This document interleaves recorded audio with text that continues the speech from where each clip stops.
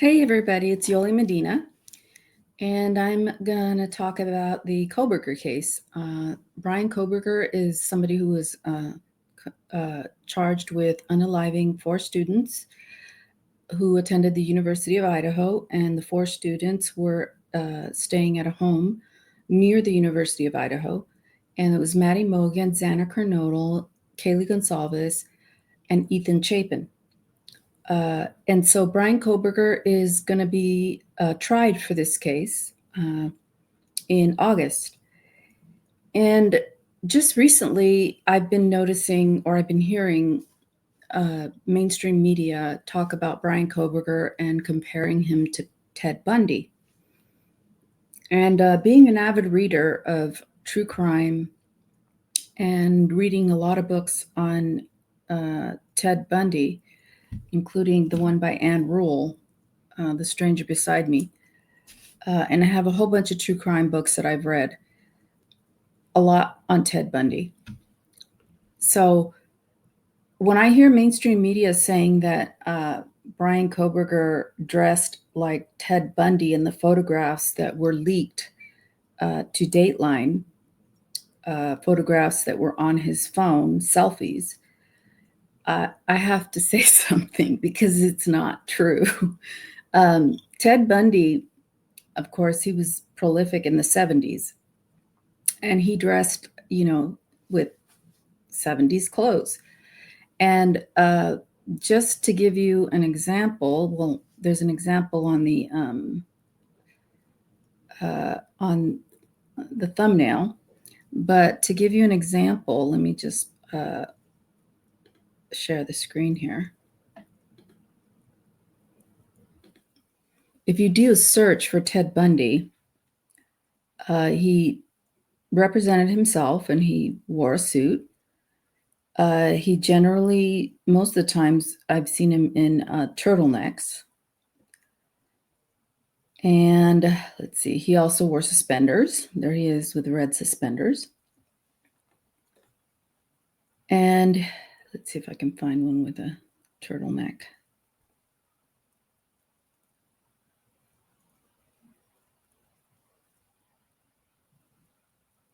Anyway, he did wear turtlenecks.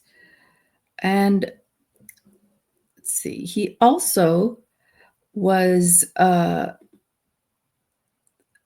known for wearing a t-shirt that said Diagnostic on it. And let me just show you that.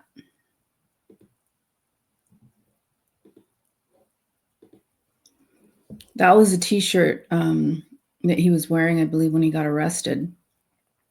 So if Bryan Kohberger was wearing a t-shirt that said Diagnostic on it, or a sweatshirt or a hoodie that said Diagnostic on it, then I would say, he's sending a message. He wants to look like Ted Bundy. But the photographs in mainstream media that they're saying that look like Ted Bundy, that he dressed like Ted Bundy, no. Those are photographs that were probably altered by Dateline, and I believe one of the producers may have said that he altered them a little bit.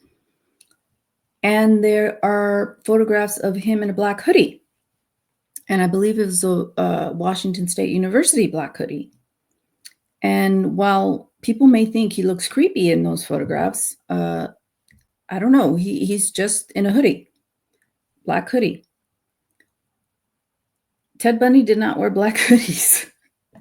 I mean, I don't know what he wore when he unalived people, but there's certainly no photographs of what he wore when he unalived people. And I haven't found any photographs, including in this book or the other books that I have regarding Ted Bundy, of Ted Bundy wearing a hoodie, a black hoodie. The other thing about Ted Bundy is that he was a chameleon. He blended in and nobody really noticed him. He was even at a party at a lake where people were sitting out, enjoying the sun, getting into the water in the lake, and he was there. And he managed to have some woman help him to his car, saying he was injured. Nobody noticed anything strange about him. He managed to get this woman to walk him to his car, his Volkswagen Bug, and then he attacked her. Okay, well, if you hear the stories about Bryan Kohberger, he was at a pool party and he stood out like a sore thumb.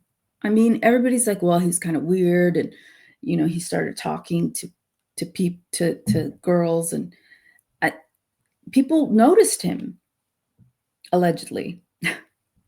So Bryan Kohberger, if he had been at a lake with a bunch of people, they would have noticed him if he behaved the way they say he behaved at the pool party. And they really didn't say much about the pool party other than he tried to talk to some ladies. And he had pictures on his phone of girls in bathing suits. I don't know what else they would be wearing if they're at a pool party. And he's taking pictures at the pool party. I'm sure he has pictures of males in their bathing suits. But he's a guy. He went to a pool party and he took pictures. What are the chances that he's going to get women in bathing suits in the pictures? I don't know. I think the chances are pretty high. But Ted Bundy isn't, or I should say, Bryan Kohberger is not a Ted Bundy. Nobody is a Ted Bundy. Ted Bundy is his own serial unaliver. Bryan Kohberger, on the other hand, he could be the one who committed the unalivings. I have no idea. But to try to paint him as somebody who is now deceased because of the crimes that he was proven to have committed is not fair. It's not only not fair, but it's unrealistic. It's not even true. I mean, if anybody researched Ted Bundy, you could see what he wore on a daily basis. It was very different. He blended in. Nobody really noticed him. He just kind of blended in, and he didn't blend in to survive. I mean, I know some people who blend in just to survive because they don't want to be prey. He blended in so as to catch his prey so that nobody would notice him. So he was the type that would blend in to try to be unassuming, unarming, and just come in and people wouldn't think anything of him. He just blended in. Bryan Kohberger, on the other hand, he did not blend in. He stood out like a sore thumb, at least according to the people that they talked to in this Dateline episode. So when I hear things as I'm working and I have YouTube on and I hear, or just regular TV, and I hear mainstream media comparing Bryan Kohberger to Ted Bundy, I disagree wholeheartedly. Ted Bundy, I mean, he was his own animal. And BTK, that's the BTK unaliver, he was his own person. I mean, he was married, had a family. He had been committing unalivings, and then he stopped for a while, and then he resumed. So serial unalivers, there's a lot of them. And there's also one that is not very well known, but it was, I believe, in Louisiana, and he was an invisible man. They tried to catch him for a decade or so, and they were unable to. He has a weird name too. I don't remember what his name is, but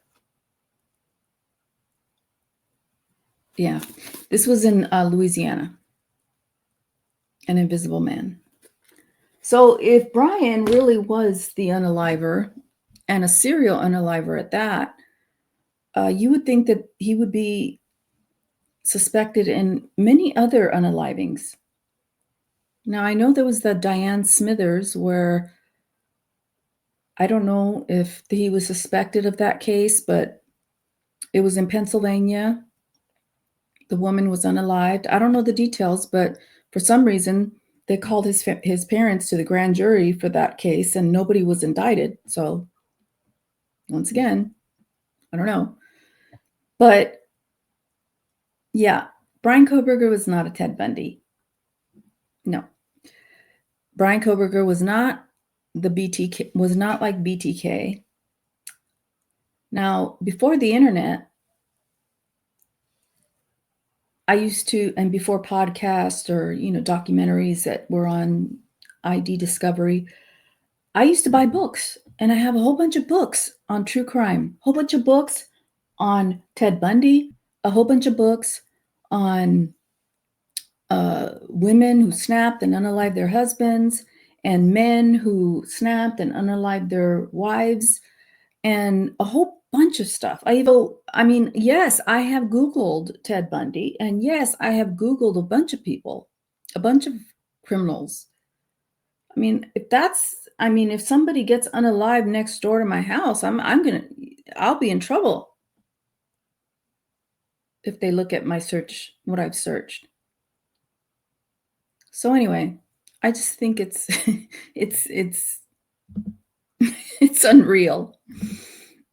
The photographs that were leaked to Dateline that show Bryan Kohberger in a selfie with a hoodie, that people would think that he is dressing like Ted Bundy. That is like so reaching. It's not even true, because Ted Bundy did not wear hoodies. Now, again, like I said, if he wore a shirt that said Diagnostic or a hoodie that said Diagnostic, that would be a clue. Maybe he is trying to look like Ted Bundy or dress like Ted Bundy. But that's not the case. So people chill. It's if Bryan Kohberger did do these crimes, he's going to be an individual unaliver and a mass unaliver, not a serial unaliver, but a mass unaliver, and he's going to be his own unaliver. So anyway, that's why I wanted to make this video, and we're still waiting on the alternate suspect motion outcome. We haven't heard from that, and we've been waiting for the outcome of the motion to continue the trial.